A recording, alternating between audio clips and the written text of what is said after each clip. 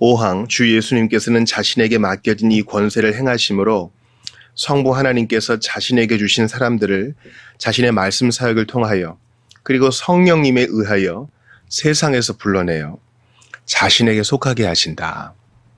그 결과 그들은 주 예수님께서 말씀으로 규정하신 모든 순종의 길로 그분 앞에서 걷게 될 것이다.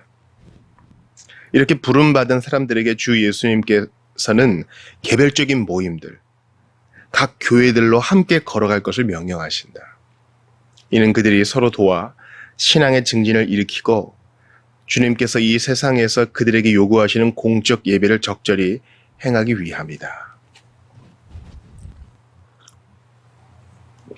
1항부터 4항까지 제2차 런던 신앙고백서 26장의 1항에서 4항까지는 보편적 교회, 우주적 교회, 불가시적 교회나 반드시 눈으로 보이는 그 교회에 대해서 원리를 살펴봤고요.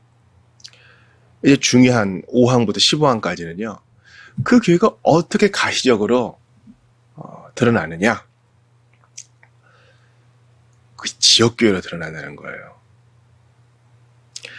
예수님께서 이미 교회에 대해 말씀하셨어요. 요한복음 10장 16절 보면 이 우리에 들지 아니한 다른 양들이 내게 있어 내게 인도하여야 할 터이니 그들도 내 음성을 듣고 한 무리가 되어 한 목자에게 있으리라. 한 무리. 주님은 신자들의 연합, 모임을 이미 공생의 기간에 말씀하셨어요. 즉 교회가 있을 것을 이미 전제하고 말씀하셔요. 요한복음 12장 32절 보세요. 내가 땅에서 들리면 모든 사람을 내게로 이끌겠노라. 예수님께로 이끌림 받은 모든 사람들의 모임이 있으니 그것이 바로 교회입니다. 지역 교회입니다. 마태복음 28장 20절에 보면 내가 너희에게 분부한 모든 것을 가르쳐 지키게 하라. 내가 세상 끝날까지 너희와 항상 함께 있으리라 하시면서 너희 복수로 말씀하세요. 우리 주님은 교회에게 이 명령을 주시는 거예요. 어떤 신자 각 한 개인에게만 주시는 것도 있지만은 1차적으로는 너희 신자들의 모임인 교회에게 이 지상 명령을 주시는 거예요. 아주 직접적으로는 마태복음 18장 15에서 20절이 있어요. 복음서에 기록된 이 교회라는 용어.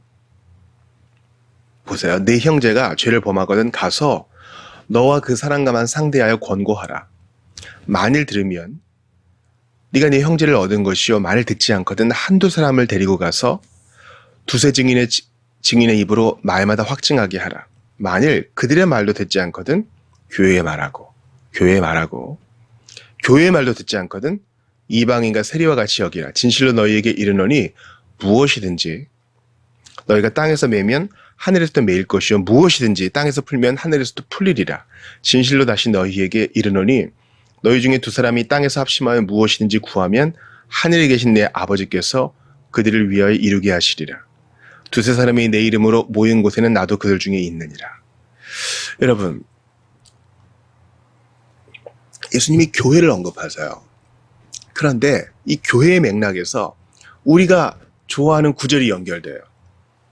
즉 땅에서 매면 하늘에서도 매이고 땅에서 풀면 하늘에서 풀린다. 이거 권징의 맥락에서, 즉 교회의 권징의 맥락에서 말하는 거예요. 그래서 누구를 수찬정지하고 출교했다가 회개하면 다시 받아주는 것은 땅에서 묻고 매는, 그것이 하늘에서도 묻고 매인 바 된다는 놀라운 말씀이에요. 그러니까 이 지역교회의 결정을 하늘이 승인하고 지역교회의 선포에 하늘이 동조하며 이 원본과 그림자가 함께 움직인다는 놀라운 말씀이에요. 또한 두세 사람이 내 이름으로 모인 곳에는 나도 그들 중에 있느니라. 이 지역교회에 대한 말씀인 거예요. 그러니까 여러분 이 말씀을 두려움으로 또 기쁨으로 놀라움으로 받으셔야 돼요. 그 결과 그들은 즉 주 예수님께 개별적으로 성령과 예수님으로 말미암아 성령과 예수님의 말씀으로 말미암아 부름받은 사람들은 회중으로 모이게 될 것이고 순종의 길로 걷게 될 것인데 교회를 이루어서 그렇게 하게 된 것이죠. 이들은 서로 도와 신앙의 증진을 일으키고 주님이 원하시는 공적 예배를 적절히 행하게 됩니다. 그러니까 예수님은 이미 권징에 대해서 교회의 모임에 대해서 다 당회에 대해서 다 전제하고 말씀하시는 거예요. 6항을 봅시다. 이런 교회들의 회중이 부르심을 받은 성도들이다. 이들은 그리스도의 부르심에 대한 순종을 보이게 드러내고 입증한다. 그들의 고백의 내용과 그 고백으로 인해, 그리고 그들이 걷고 있는 길과 그 순종의 걸음으로 인해, 그리고 이 회중들은 그리스도의 약속을 따라 함께 걸어갈 것을 의지적으로 동의한다. 그래서 그들은 하나님의 뜻을 기준으로 복음의 명령들에 대한 고백적 순종 안에서 그들 자신을 주님과 다른 사람들에게 기꺼이 내어놓는다. 이 표현이 좋죠. 의지적으로 동의하고 자기 자신을 주님에게 내어놓고 또 다른 사람에게 내어놓고, 교회는 운명 공동체라는 거예요. 놀라운 말씀이에요. 교회의 신자들은요, 그리스도의 부르심에 대한 순종을 보이게 드러내고 입증합니다. 그냥 암묵적으로 그냥 그렇겠거니 하지 않아요. 로마서 1장 7절 보세요. 로마에서 하나님의 사랑하심을 받고 성도로 부르심을 받은 모든 자에게 하나님 우리 아버지와 주 예수 그리스도로부터 은혜와 평강이 있기를 원하노라. 로마 교회의 교인들이요, 하나님의 사랑하심을 받고 성도로 부르심을 받은 모든 자는 교회를 이루고요, 이 각 사람은 신앙 고백을 의지적으로 드러내게 돼 있어요. 또 드러내야 해요. 고린도전서 1장 2절 보세요. 고린도에 있는 하나님의 교회, 곧 그리스도 안에서 거룩하여지고 성도라 부르심을 받은 자들과 또 각처에서 우리의 주, 곧 그들과 우리의 주 되신 그리스도의 이름을 부르는 모든 자들에게, 기본적으로 이것은 하나님의 부르심 받은 성도들의 모임, 이것을 교회라고 말합니다. 어떤 윤리적인 타당성의 기본을 두고 있지 않아요. 고린도 교회가 부족해도 주님은 그것을 교회라 부르시거든요. 이런 교회들의 회중이 부르심 받은 성도들이다. 사도행전 2장 41, 42절 봅시다. 그 말을 받은 사람들은 세례를 받음에 그날의 신도의 수가 3천이나 더하더라. 그들이 사도의 가르침을 받아 서로 교제하고 떡을 떼며 오로지 기도하기를 힘쓰니라. 후에도 다루겠지만 교회의 회중은 또 제자 공동체거든요. 그들은 힘쓰는 자들이에요. 또한 그들은 세례를 받아서 신앙 고백을 공공연히 드러낸 자들이에요. 뭐 이래도 좋고 저래도 좋은 사람들이 아닙니다. 사도행전 5장 13, 14절 봅시다. 그 나머지는 감히 그들과 상종하는 사람이 없으나 백성이 칭송하더라. 믿고 주님께 나오는 자가 더 많으니 남녀의 큰 무리더라. 자, 백성의 칭송을 받는 그들은 신앙 고백을 말과 행동으로 드러내는 자들이요, 주님께 나온 이 3,000명의 사람들은 몰래 나온 사람들이 아니라 공개적으로 나온 사람들이에요. 이게 중요해요. 신앙 고백을 그래서 교회가 요구해야 돼요. 당신은 무엇을 믿습니까? 또 당신은 교회의 이 믿음에 대해 동의하십니까? 고린도후서 9장 13절을 봅시다. 이 증거를 삼아 너희가 그리스도의 복음을 진실히 믿고 복종하는 것과 그들과 모든 사람을 섬기는 너희의 후한 연보로 말미암아 하나님께 영광을 돌리고, 교회의 각 신자는요, 그리스도의 복음을 진실히 믿고 복종하는 사람들이고 또 모든 사람을 섬기는 사람들입니다. 여기에 근거해서 신자들은 그들 자신을 주님과 다른 사람들에게 기꺼이 내어놓는다. 저 이 표현이 너무 좋아요. 억지로 내어놓지 않아요. 그리고 그냥 모래알갱이처럼 살짝 모였다가 흩어지는 게 아니에요. 그리스도의 몸이기 때문에 서로가 서로에게 관심이 있어. 서로가 서로의 필요를 채워줘요. 기도 중에 생각해요. 보좌 앞에서 그 이름을 불러요. 주님께만 내어놓지 않아요. 주님께 자기 자신을 내어놓는 사람은 다른 신자에게도 자기 자신을 기꺼이 내어놓습니다. 하나님이 내게 주신 은사는 나 하나 잘 먹고 살라고 준 게 아니라 당신을 위해서 준 것이니 그걸 당신께 나눕니다. 이런 거예요. 너무 좋은 표현이에요. 그래서 고린도 교회의 그 연보로 하나님께 영광을 돌리고, 그래서 예루살렘 교회도 도움을 받잖아요. 그러니까 여러분, 이거 아무리 강조해도 지나치지 않는데요, 사실 저도 잘 못해요. 기꺼이 도움을 주고 다른 형제와 자매들을 위해 기꺼이 내어놓고, 이것도 어려운 일인데 또 기꺼이 도움을 또 받기도 해야 돼. 뭐 우리는 그런 거 안 합니다. 이게 우리 자존심이 돼서는 안 돼요. 이게 우리 멋이 돼서는 안 된다고요. 받을 줄도 알아야 돼. 이거 훈련하셔야 돼요, 여러분. 너무 받기만 했을 때 안 되고 너무 주기만 했을 때 안 돼요. 신앙생활은요. 주는 것과 받는 것에, 받는 것과 드리는 것에 유기적 행위의 연합이라고 할 수도 있어요. 주님께 은혜만 받아야 안 나눠주면 병이 생기고요. 또 난 주기만 해. 근데 안 받아도 문제가 생겨요. 기꺼이 내어놓는 거예요. 왜? 하나님이 나를 그렇게 사랑하셨고 은혜를 부어주시니까요. 실황 봅시다. 그분의 말씀 안에서 드러난 그리스도의 뜻에 따라 모여진 이러한 각 교회들에게 주님께서는 교회가 지켜야 하고 시행해야 하는 예배와 치리의 질서를 지속하는 데 필요한 모든 권세와 권위를 주셨다. 이 권세의 적절하고 올바른 사용과 실행을 위한 명령들과 규칙들도 함께 주셨다. 이 지역교회의 주님은 모든 권위를 주셨어요. 필요한 모든 권세와 권위를 주셨습니다. 그러니까 지역교회는 딴 데 의지할 필요가 없어요. 잠시만요. 좀 물어보고 결정할게요. 아니요. 그래서 교역자를 세우고 직분자를 세우고 권징을 하고 여기 수천정지와 출교가 포함되어 다시 받아들이고 또 회원을 또 세우고 정관을 바꾸고 이 모든 게 지역교회 안에서 이루어져야지 어디 가서 물어보고 올게요. 허락받고 올게요. 이럴 필요가 없는 겁니다.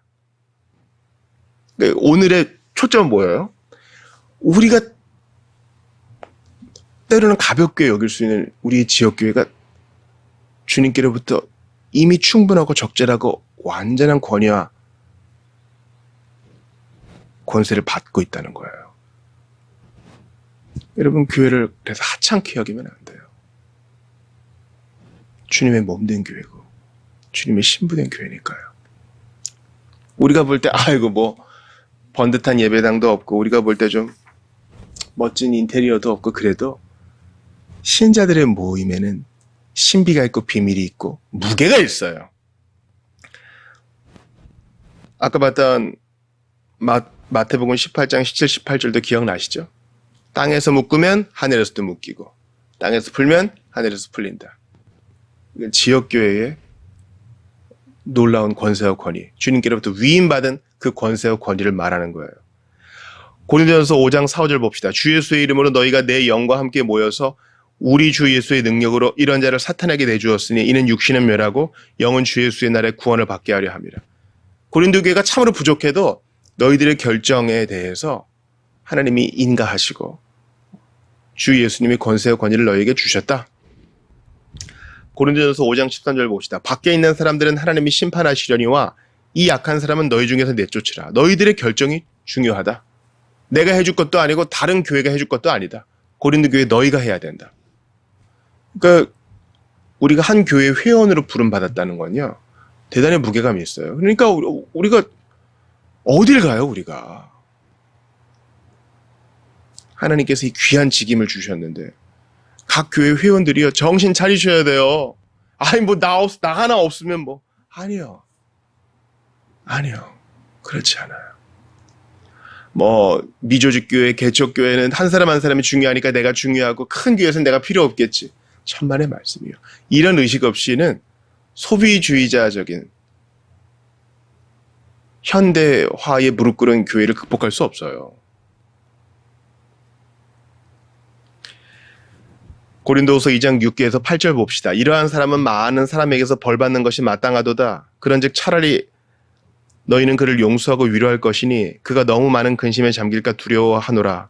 그러므로 너희를 권하노니 사랑을 그들에게 나타내라.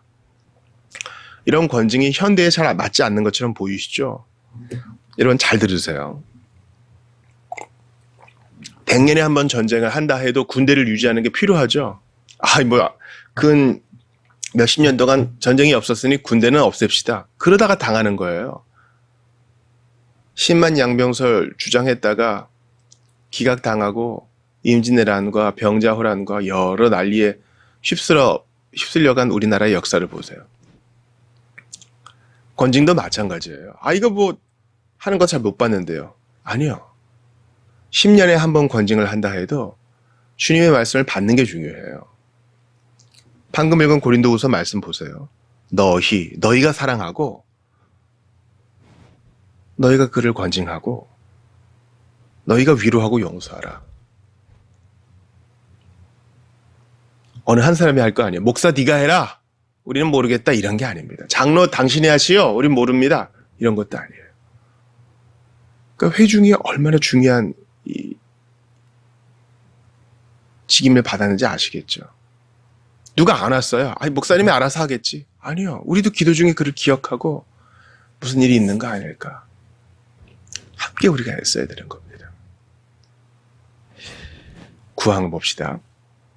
성령이 충만하고 성령님에 의해 자격과 은사를 받은 어떤 사람을 한 교회 안에서 감독이나 장로의 직분으로 부르시기 위해 그리스도께서 정하신 방식은 바로 그 교회의 공통된 동의에 의해 그 직분에 선출되는 것이다. 그리고 만약 한 교회에 이미 구성된 회중이 있다면 신중히 금식과 기도로 그리고 그 교회 목회자의 자리에 있는 자가 안수하는 것으로 구별되어야 한다.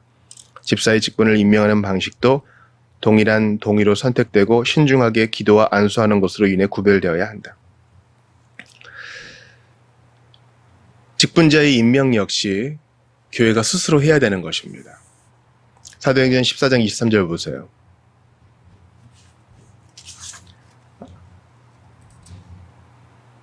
파랑을 먼저 보겠습니다. 그리스도의 뜻을 따라 모이고 온전하게 질서가 세워진 지역교회는 직분자들과 회중들로 구성된다. 그리고 그리스도에 의해 임명된 직분자들은 교회가 부르심을 받고 모여진 것처럼 교회에 의해 선택되고 구별되어야만 한다. 이 직분자들은 특별하게 의식들을 진리하고 권세나 의무를 행하기 위해 임명되는 것이다. 그리스도께서 맡기셨고 부르신 이 세상 끝까지 계속되는 직분자들은 감독이나 장로들 그리고 집사들이다.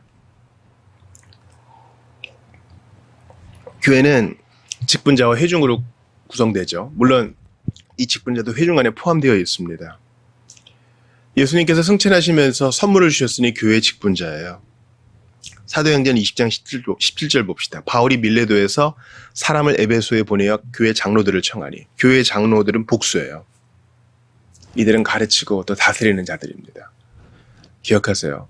바울이 지금 마지막을 직감하면서 유언처럼 뭔가 부탁의 말을 전하기 위해 장로들을 모아요. 이 장로들은 교회를 다스리고 회중을 돌보는 사람들이에요. 이걸 바꾸면 어떻게 돼요? 실제로 목양을 안 하는 장로들은 장로가 아니에요. 이해가 되세요? 타이틀만 쫙 갖고 있으면서 맨 앞자리에 앉아서 또는 무게만 잡고 있다가 성도들과 교통도 안 하고 나는 헌금을 했네 하면서 무게만 잡는 게 장로가 아니라고요. 회중을 위해 기도하든지 신방을 하든지 어떤 방식으로든 목양과 연관돼 있어야 돼요. 이 설교를 들으시는 분들 한번 진지하게 고민하셔야 돼요. 옛날에 당회에 앉아서 신문이나 보고 이런 장로들도 있었어요. 또 실제로 사역을 안 하는데 장로 타이틀만 갖는 사람 있었다고요. 예배 때 대표 기도한다고 장로가 아니에요, 여러분. 저는 아주 젊을 때 이런 얘기도 서슴없이 했습니다. 목사가 설교하는 목사 아니다. 어떤 공동체, 아주 큰 공동체에 속해서 자기 직무만 하는 이들이 있어요. 그 직무만으로도 바쁘고 버겁겠죠. 그 특정 직무요. 근데 교역자는 말씀을 전하지 않으면 교역자 아니에요. 은퇴하면 그냥 성도로 불리면 돼요. 이게 우리 문화에서 되게 약한 부분이에요. 우리나라는 이름을 안 부르고 타이틀을 부르는 문화이기 때문에 장로에서 은퇴하면 그냥 성도님 부르면 되는 거예요. 항존직이란 말은요. 한 사람이 임명을 받으면 죽을 때까지 목사의 장로란 뜻이 아니에요. 주님의 교회가 유지되는 한에는 이 직분이 계속 있다 이런 뜻이에요. 사도행전 20장 28절 보세요. 여러분은 자기를 위하여 또는 온 양떼를 위하여 삼가라. 성령이 그들 가운데 여러분을 감독자로 삼고 하나님이 자기 피로 사신 교회를 보살피게 하셨느니라. 유언과 같은 얘기죠. 양떼를 위해서 주님은 장로들을 부르셨고 그들은 감독자라고도 불립니다. 지금 교회 직분이 3개냐 2개냐 그 얘기하는 거 아니에요. 직분자는 성도들을 위해 있어요.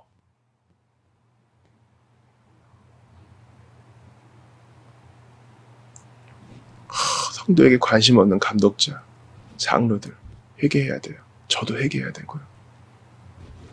이 관심이란 게 맨날 뭐 찾아가고 뭐 맨날 밥같이 먹고 친해지고 이런 것만 의미하는 게 아니에요. 혼낼 때 혼내고 격려해주고 기쁨과 슬픔을 같이 하는 거. 이거는 상당한 분별력이 필요하고 또 지속성이 필요해요. 주님이 세우신 직분이에요. 마지막으로 빌립보서 1장 1절 봅시다. 그리스도 예수의 종 바울과 디모데는 그리스도 예수 안에서 빌립보에 사는 모든 성도와 또한 감독들과 집사들에게 편지하노니. 감독들이 있고 또 집사들이 있어요. 감독이 우월하고 집사는 그 미치고 이런 거 아니에요. 하는 일이 다른 거예요. 누구는 구제를 하고 누구는 목양을 합니다. 하는 일이 다른 것이지 일의 성격이 다른 것이지 우월감이 있는 거 아니에요. 차등이 있지 않아요. 집사 됐다가 그다음 감독자 됐다가 더 올라가고 이런 하이어라키 구조가 아니에요. 제발 이런 생각을 버리셔야 돼요.